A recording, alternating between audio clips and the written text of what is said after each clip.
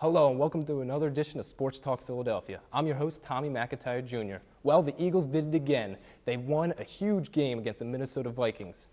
It was a shocker considering the fact that they just came off a Redskins loss, but we're going to be talking all that as well as the Philadelphia 76ers, who got off to their first game again in the season against the Oklahoma City Thunder. Joel Embiid started off his career with the 20 points. We're going to be talking about that as well as the Philadelphia Flyers, who started off their season so far 500. Some interesting stuff's happened so far in the year. We're going to be talking about all that and more coming up. 7, 6, 5, 4, 3, 2, 1. You'll never have the sacred stone. Oh, this you crazy mother.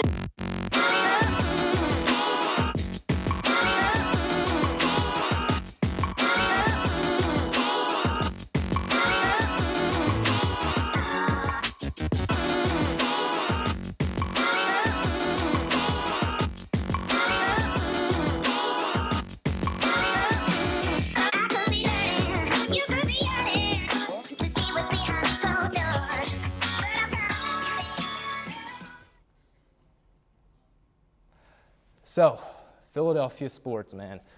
It's been a rush over these last couple years. We've had lots of trouble with the Eagles in the Chip Kelly era.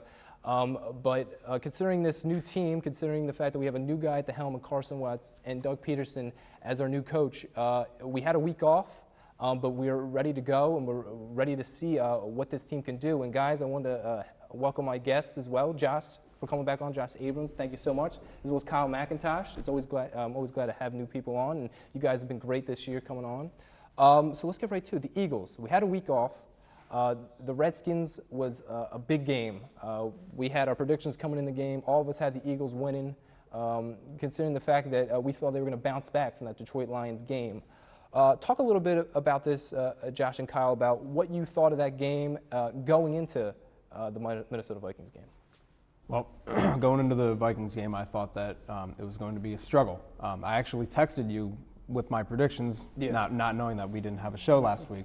But I was very surprised and I was very happy. I'm glad we didn't shoot last week, because if we did, I would have been ranting on and on about how ugly that game against Washington was. So I was very happy to see a very a statement win. It wasn't neck and neck the entire game, because we were up. We had held them to 3 points up until the end of the game, which was very, very impressive, especially with that undefeated team. So, I was very happy to see the Eagles, really make a statement in the league. Now, Kyle, going back to specifically the Washington game, what did you see in that one, and how did you really feel, honestly, going up to that week against Minnesota? So I felt like it was a really sloppy game, to be completely honest. I didn't think that we came out and played as the Eagles football that we've seen at the beginning of the season. There was mistakes made. There's a lot of penalties. The adjustment on the offensive line is definitely rough. You got Halapoulivaati Vaitai in there. He's still getting adjusted to playing, NFL level football, and that's reflected in just how the offensive line is broken down a couple of times during some key plays in the game. Carson Wentz has been, he's dealing with a lot more pressure now. The Redskins definitely came out to play some pretty good football. We knew it was going to be a tough game. It's in the NFC East. It's the most competitive the NFC East has been in a long time.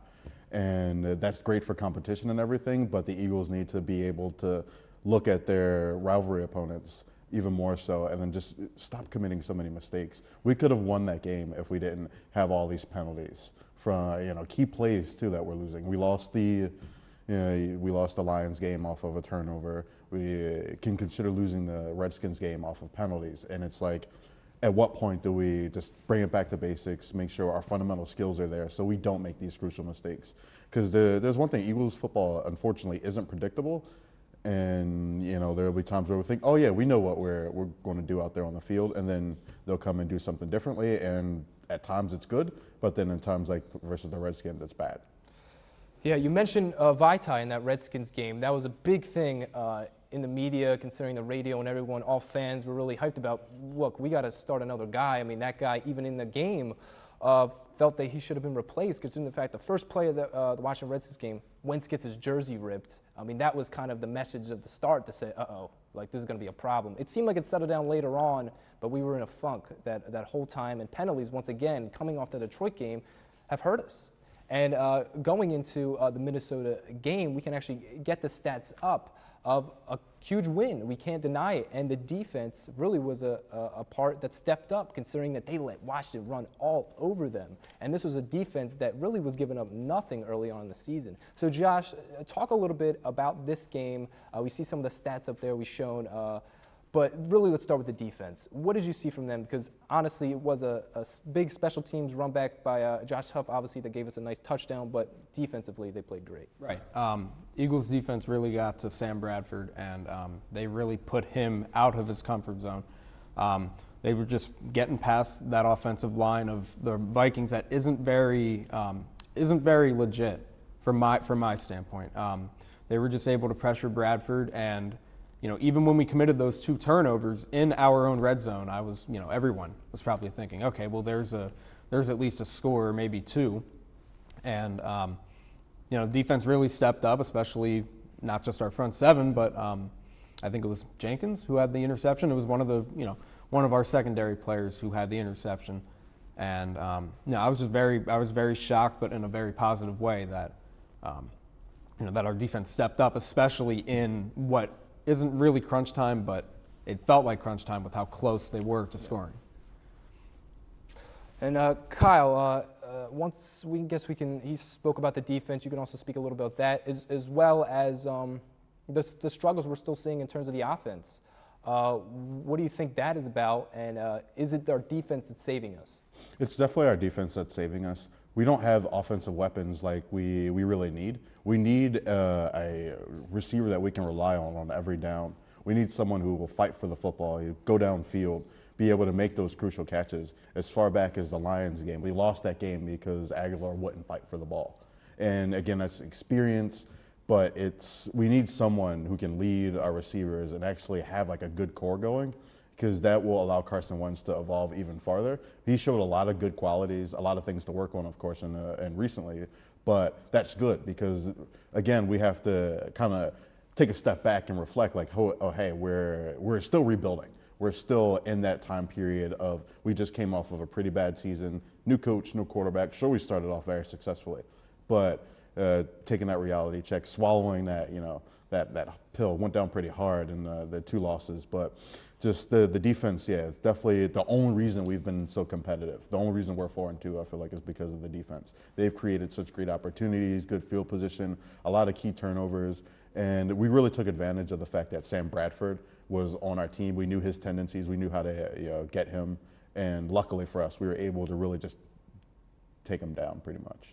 Now, Kyle, I'm going to stick with you because you did mention the need for wide receivers. Now, the big thing going on now, considering the trade deadline in the NFL is coming up, is Torrey Smith as well as Alshon Jeffrey. These are 2 guys that the Sixers are looking for a deep threat. They're looking for someone that can come out there and grab the ball that really none of the receivers really show they're willing to go up and get it. Do you think one of these things could actually pan out? As far as the trade deadline goes, like November 1st, I don't think we're going to get them before then. That's something probably that'll happen in the offseason, and I would love to have Alshon Jeffrey, to be completely honest. Yeah, he's doing pretty good on the Bears as far as his career is going. I'm pretty sure he didn't play every game last season, but the games that he did play were good, and the season that he did play all 16 games were great. If we can have a player like that, I expect us to be that much closer to a Super Bowl team. All right, now we got to get into the Cowboys game. We may not have a lot of time to talk about what they're actually going to do in this game, but we have to make our predictions. Unfortunately, we're going a little against the Eagles now. Kyle and me are picking the Dallas Cowboys as well as Ezekiel. The guy's been going off. The guy's flat out with that offensive line of the Cowboys. It's going to be a huge test of this defense. And so I'm predicting Eagles 28-17. Now I'll go to you, Josh. Quickly, just give me a little bit of why you think the Eagles can still be able to pull this off. You got Dorial Green-Beckham as your MVP of this game. I think the win against Minnesota really gives us some momentum going into Dallas, even though it is in Dallas, and Dallas does have that that bigger advantage with being at home. There's just something inside me says Dorial Green-Beckham, this is his game to really shine and shut up the Cowboys fans. Now, Kyle, we'll end it with you. What is going to happen in this game? Why do you think the Cowboys are going to pull it out? I definitely think that the Cowboys are really going to take advantage of our weaker run defense. They've seen other teams do it. They've seen other teams, get a lot of rush yards on us. Ezekiel Elliott has looked amazing on the field. We can't deny it. I really think he's going to just run all over us. And in a way, it's good. I predict us losing this first game, yeah. But we're going to take everything. We're going to look at the tendencies, in person, out there on the field, and be able to apply that to the next game where it'll really matter. Because, come the wintertime, when it's really key for us to make it into the playoffs, we'll need to be able to handle the Cowboys. So I really feel like this game will be the one that it's just going to be the one that we're just going to have to lose. It hurts for me to say it, but it's just the way they look right now. Dak Prescott has been really good. That offensive line, of course, is touted as one of the best offensive lines of football. So, yeah, it's just going to be a rough game, but I do see them going away with it. All right, Kyle, I want to thank you so much for coming on and talk some Eagles. Josh is going to be sticking around with us. We'll have Kevin Cook to come on to talk some Flyers and Sixers coming up, so please stick around.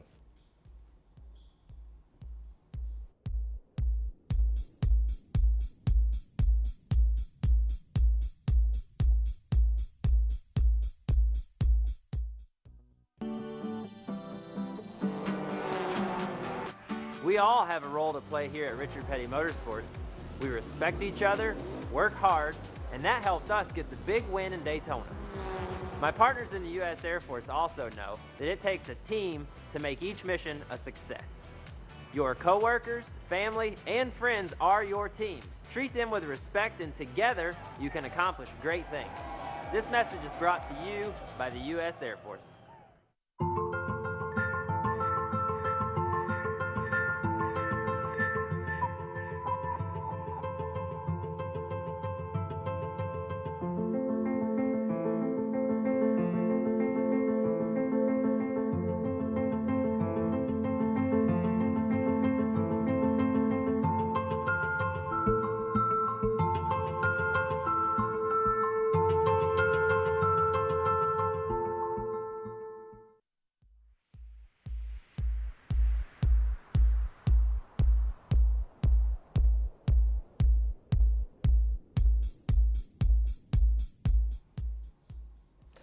Welcome back. So I want to welcome my guest coming on now, Kevin Cook, to talk some Sixers to start off and a little Flyers in a little bit. And sticking around to talk sports is Josh, so thanks so much. Sixers got off to their first game of the season. They played against the Oklahoma City Thunder. Russell Westbrook coming into town. Obviously, big deal with them considering that Kevin Durant is no longer with them. But our guy, Joel Embiid, it's been over 2 years waiting for him. What did you see? Yes, he finally got on the court last night, and it was amazing to see. 20 points in just short time, like extremely. You could tell when he was out there, he was the go-to guy for the Sixers offense. The offense ran through him, and when he was on there, he dominated offensively and defensively. He made a number of Oklahoma City players change their shots because of his presence inside the middle of the paint for the Sixers. So it was really amazing to see. Yeah, we can actually get his stats up. 20 points in 22 minutes, added 7 rebounds to it as well. He had a couple blocks, turned the ball over a little, didn't get any assists, still working on that. I'm interested to see how that kind of improves. Unfortunately, the Sixers just don't have great knockdown shooters, which I think would definitely lead him to be able to pass more because he could just pass it out of the low post.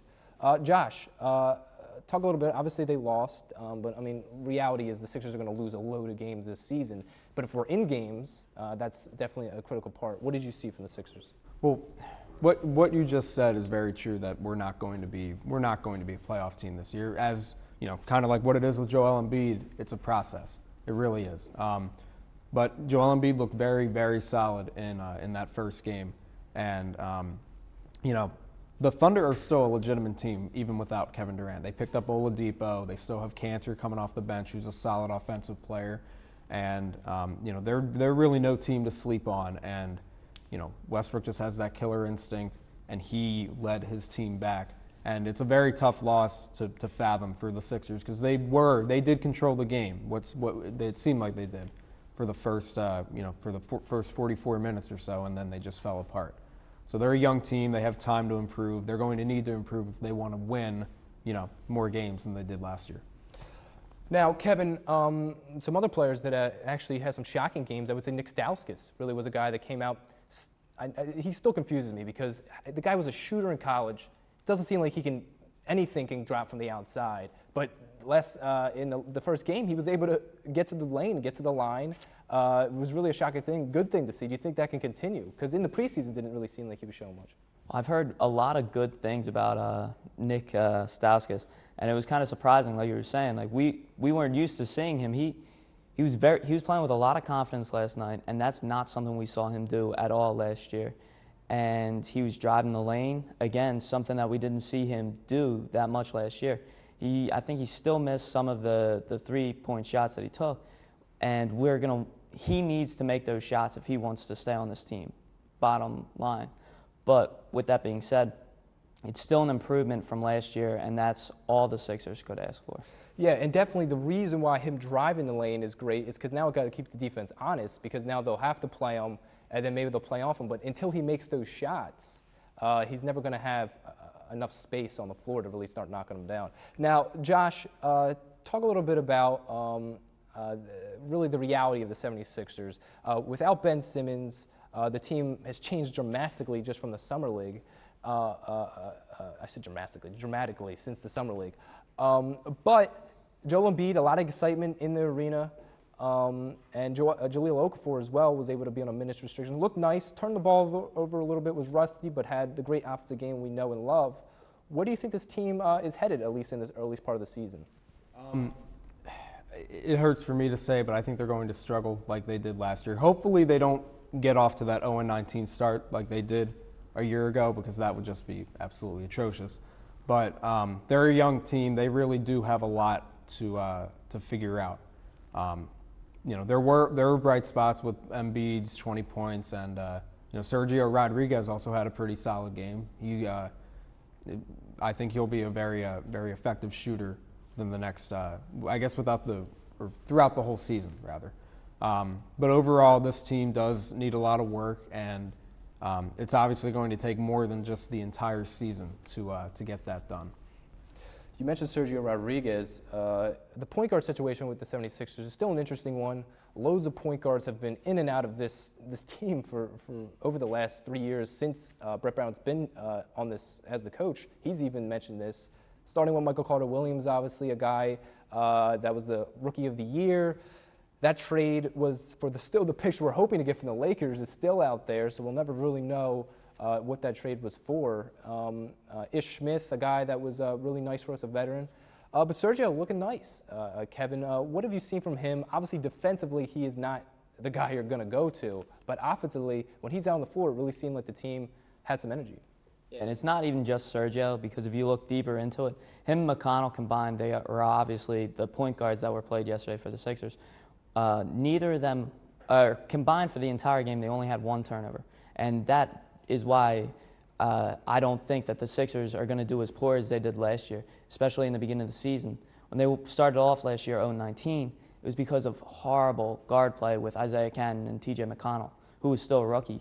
But now with a year under his belt, he knows how to command this team and who he can trust to give the ball to. And now we're seeing a new player come up like Embiid, and that's a better offensive weapon than he's had in his whole career. So I think that's a huge reason why we're going to see this team play better this year and probably win a game sooner than December. Oh, we all hope so. All right, that's going to do it for Sixers talk, but let's get into some Flyers. They've started off their season now. They are 3-3-1 so far, and last game was against the Buffalo Sabres, which was really great to see, considering the fact that they were able to pull off a comeback victory. You were actually at the game, Josh. What did you see from this team? Obviously, the arena was probably it's always a great experience there to catch a game. What were your thoughts? What are your feelings watching it? Well, it was unfortunate that I couldn't stay for the entire game because they really fought hard in the first period. The first and third periods were probably their better periods. Second period was just awful. They got outscored 3-0 in those 20 minutes, And they were just outplayed, out-hustled, and more importantly, they were just sloppy. It seemed like at times it was hard for them to make a routine pass up the rink. But as I left, maybe it's just because it's a superstition thing, I don't know. But they were down 3-1 with 3.5 minutes left. And, you know, you've got to think, okay, you only have so much time. You got to do something, maybe pull the goalie.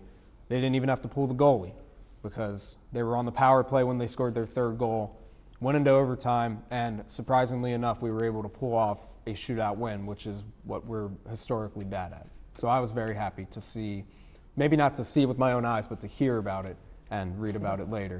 That was great for me. Yeah, it's always tough when things come by. I was like, oh, I got to leave. I got other things to do, but it's okay.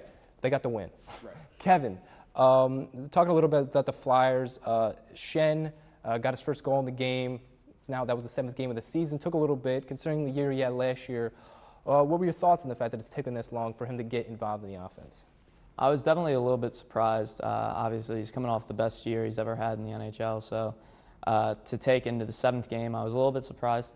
But with a lot of the moving pieces that we've had going right now, and even some of the better teams that we've faced in the NHL, we've played Chicago and we've played LA, one of the better goalies. So I guess it does kind of make sense to have a little bit of a slower start. But it was definitely nice to see Shen finally get on the board, as well as some of the other Flyers too. Now, we just saw the stats up there, Josh. Konechny was also able to get his first goal and on 4 shots. What have you seen from him? It's definitely nice to see him get on the scoreboard. Oh yeah, it was great. I was actually still there when he scored his first goal. So that was, I think him scoring that first goal really, you know, any goal when you're down by that much really sparks momentum and sparks energy, you know, not just for your whole team but in the entire stadium. And specifically, Travis Konechny was able to score his first NHL goal, and that I think brought some momentum to our team, and that probably was it was obviously a huge help to bring us down from 3-0. But overall, Konechny, I think this is a very, very good start to his career, and he can build off of that and build some confidence for the next upcoming games.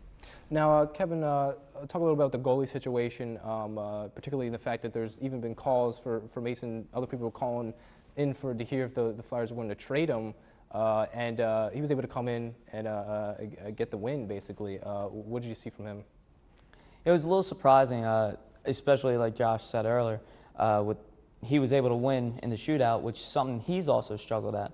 But I think a couple weeks back, Mason was playing poor, and Neuwirth came in and relieved him and played well after that. So it's just kind of a flip of the roles, and now we're probably going to see the Flyers start to roll with Mason more than they will with Neuwirth for the next couple games at least, and ride the hot hand. Yeah, it definitely seems like they're going to try to do that. It's interesting. I feel like goalie situations has always been a problem for the Flyers ever since the great years of Hextall and back to Bernie Parent. We're always trying to find a substantial goaltender that can actually be our guy from year to year. But that's going to do us for Flyers talk. Let's get into some Fast Fives. Let's start off. Kevin, a little bit of Phillies. Abdul Herrera and Galvis of the Phillies are up for Gold Gloves. Not surprising for Galvis. Abdul Herrera, though. I mean, I don't know about this one. What are your thoughts? Does he really deserve to be even nominated in this category? I was a little surprised myself to hear that Abdul was nominated for it. But that just kind of shows how hard he's been working to become a mainstay in the MLB. But I don't think he actually has a shot of winning it because some of the other names on that list are pretty good. All right, Josh. Let's go over-under. Eagles, Sunday Night Football against the Cowboys, big game. Going to have a lot of celebrities most likely there. It's Jerry's world. Jerry Jones, over-under 4.5 times he gets on a football night in America. Over under 4.5, I'd probably go over. Over, yeah, just, I mean, it's possible. Just because they're in Dallas and he is the owner and it is America's team, so especially Jerry Jones, he's very famous, in the NFL. So I can see him being shown too many times, way over 4.5 for all I know. Oh, is Chris Christie going to be there? Oh man, New Jersey. So Ezekiel. no, wait, excuse me. I'll ask Josh the next question. Ben Simmons, Kevin. He got to talk to the media yesterday, which was surprising because, I mean, in years past, maybe in the Sam Hinkie, when guys get hurt, they don't actually let him talk. But he was able to, maybe because he was the #1 guy, they want to get him out there, let him know how he's doing. Seemed like he was in good spirits. But do you think he's going to return this season, and when?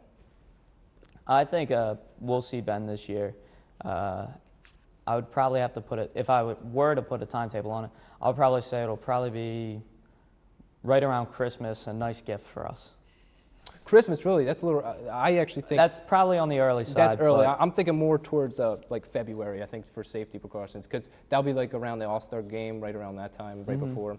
Let's go to Josh now. Ezekiel Elliott, 703 yards so far this season.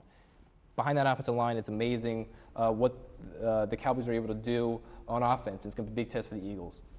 How many yards do you think he's going to have in that Eagles game this week? He's had over 100 yards the last 3 weeks. I can see him performing the same way he's done all season. I can see him getting probably about 140 yards. I think he's going to tear up our defense, but as I said earlier, I can see our front four, or our front seven rather, pressuring Romo in the passing game. So I can see the passing game going well for the Cowboys, let me say that again. I can see the running game going well with Ezekiel Elliott with how well he's playing all season, but not the same for the passing game. And let's end it with Kevin. Another Sixers question for you. Joel Embiid got to 22 minutes. I mean, he was on a 20-minute restriction, but figured at the end of the game he came up big with a clutch shot at the end, even though they wound up losing. Do you think that he will be up to around 30 minutes, 30, maybe even 35 minutes by the time we hit Christmas? By Christmas, it very well could happen. I don't really know, though, because coming out on the back-to-back nights, they already said that he might not be playing some of those. So I'd probably lean towards no, but as far as going over, but I definitely think he could be up to like 28 or so. Yeah, I mean, it's great to see him out there. It's unfortunate that he's only really playing like 5-minute increments. He doesn't seem like he can finally get in that groove. But that's going to do it for us here at Sports Talk Philadelphia. I want to thank my guest, Kyle McIntosh, coming on to talk Eagles, as well as Josh Abrams talking everything, which I really appreciate, and Kevin Cook being able to talk some Sixers and Flyers. You can catch all this and more every Thursday at 10:30. I mean, that's when we're airing. Hopefully you're watching this as I speak. Also you can catch us on YouTube, Twitter. You can follow us. Our handles are down at the bottom. Follow us at LaSalle TV as well. Check out some of our other shows. And you can catch us on YouTube. Just type in LaSalle TV Philly on YouTube, and you can catch all these episodes and more. Once again, I want to thank you so much. Please tune in, watch the games, and watch us. Go for it. See you later.